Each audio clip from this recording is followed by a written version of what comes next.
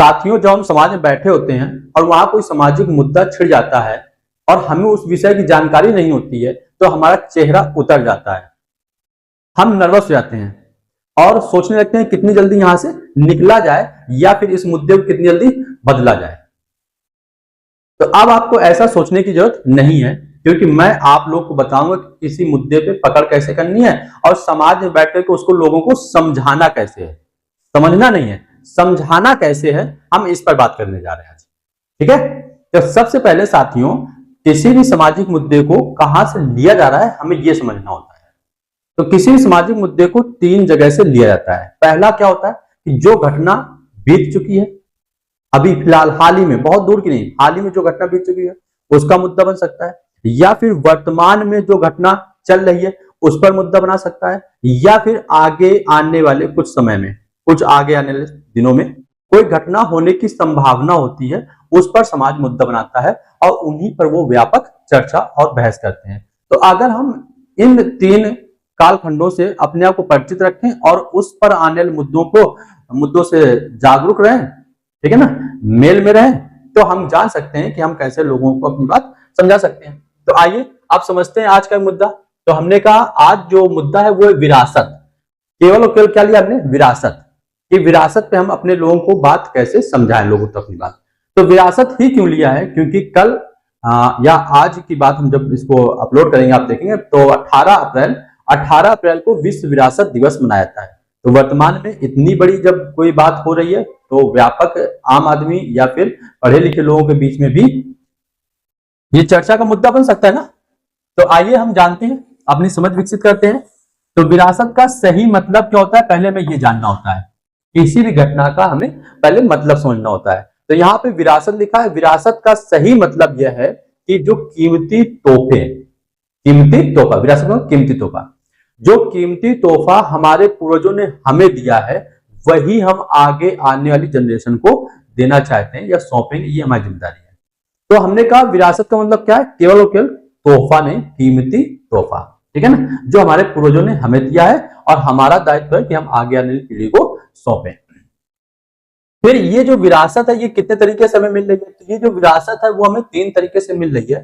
पहला, ऐतिहासिक तरीके से हमें तोहफा मिल रहा है। ऐतिहासिक तरीके से जो हमें तोहफा मिल रहा है वो हमें इमारतों के रूप में मिल रहा है, मंदिरों के रूप में मिल रहा है, महलों के रूप में मिल रहा है। इस तरीके से जो हमें तोहफे मिल रहे हैं कीमती, वो हमारे ऐतिहासिक तोहफे हैं। फिर दूसरे क्या है? सांस्कृतिक। सांस्कृतिक तोहफों में क्या है? हम क्या खाना पीना खा रहे हैं, क्या हमारा बोलचाल है, क्या रहन सहन है, कैसे हम लोग गीत संगीत करते हैं, इस तरह की जो भी कल्चरल चीजें होती हैं उसे हम लोग बोलते हैं कि ये सांस्कृतिक विरासत है हमारी, ठीक है ना, जो हमें पूर्वजों ने, हमारे दादी दादा ने हमें सिखाई, ठीक है ना, हम पापा ने हमें सिखाई, ये हमारी सांस्कृतिक विरासत है। फिर प्राकृतिक विरासत क्या होती है? प्रकृति के द्वारा जो भी संसाधन हम उपयोग कर रहे हैं आज, जो चाहे जल हो, भूमि हो, वन हो, मतलब कुछ भी, वायु हो, प्रकृति की जितनी भी चीजें हम यूज कर रहे हैं वो भी एक विरासत है और इसीलिए हम उसको कौन सी विरासत बोलते हैं? प्राकृतिक विरासत बोलते हैं। ये बात आप लोगों को समझा पाएंगे, ठीक है।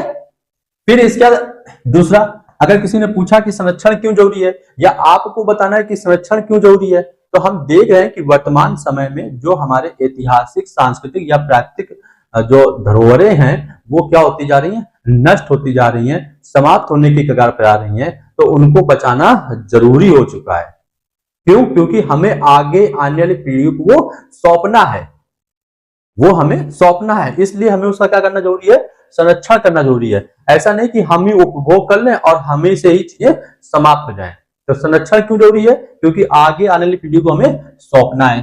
फिर संरक्षण के लाभ क्या है? तो संरक्षण के लाभ हमारे लिए भी है, आगे आने वाली पीढ़ी के लिए भी है। हमारे लिए कैसे लाभ है? जब हम इस प्रकार की चीजों को संरक्षित करते हैं, जैसे ऐतिहासिक चीजों को हमने संरक्षित कर दिया, तो ऐतिहासिक चीजों को संरक्षित करने से हम उसको पर्यटन स्थल बना सकते हैं और वहां से हमारी आर्थिक जो ग्रोथ होगी वो बढ़ेगी, ठीक है ना। सांस्कृतिक में अगर हम बात करेंगे तो सांस्कृतिक में अगर हम चीजों को संरक्षित रखते हैं, जैसे हमारा कल्चर, हमारा पहनावा, हमारा खान पान, हमारा रहन सहन, ये हमें सुरक्षित रखेंगे तभी तो हम आगे आने पीढ़ी को दे पाएंगे। तो इस वजह से इसको संरक्षित करना, इसका ये लाभ है। और यहाँ से हमें पहचान मिलती है। इसका लाभ क्या है? कि हमें अपनी पहचान मिलती है कि हम इस तरह के रहे हैं। इसी तरह से प्रकृति के तो ढेरों लाभ हैं। प्रकृति के ढेरों लाभ हैं। आप पानी अच्छा रखिएगा, पीने के पर्याप्त मात्रा में मिलती है, वायु शुद्ध रखिएगा तो आप जीवन अच्छा जी पाएंगे, वनों को रखेंगे तो आपको शुद्ध वायु शुद्ध वातावरण मिलेगा, प्रकृति का संतुलन बनाने का लाभ मिलेगा। तो इस प्रकार के आप ढेरों लाभ बता सकते हैं किसी को अपनी बात के द्वारा, ठीक है ना। फिर इसके बाद क्या बताएंगे आप कि संरक्षण में भूमिका क्या है।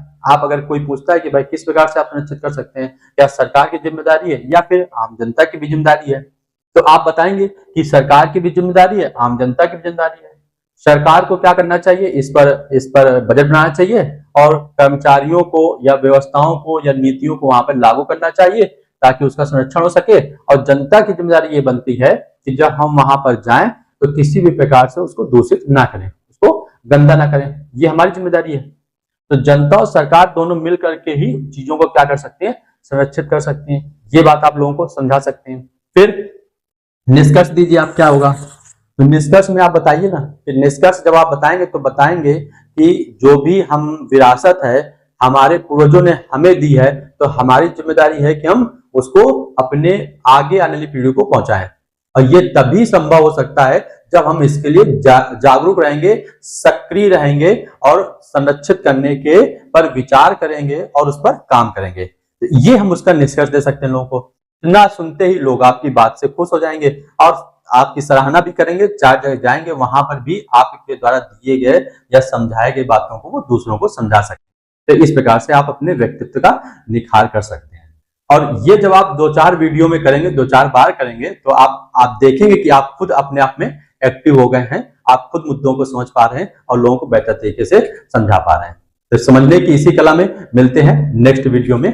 जय हिंद साथियों।